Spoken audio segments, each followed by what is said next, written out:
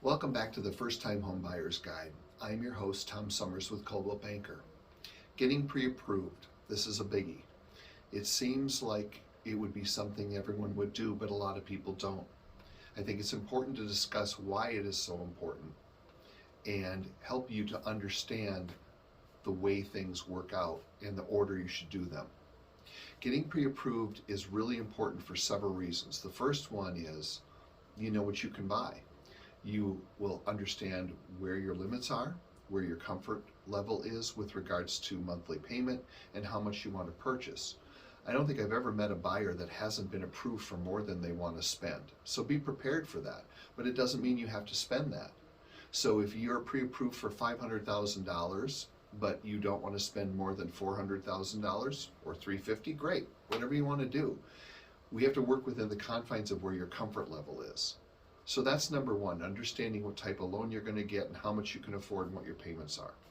The second piece, which is almost as important, is when you have a pre-approval and you're ready to go, if you find a home that you fall in love with, we can act quickly. I can't tell you how many times I've seen buyers lose out on properties because it's a Saturday afternoon, the house comes on the market, you go take a look at it, fall in love with it, you write an offer, but you can't get a pre-approval letter from your loan officer until Monday because they work at a bank and it's closed on the weekends.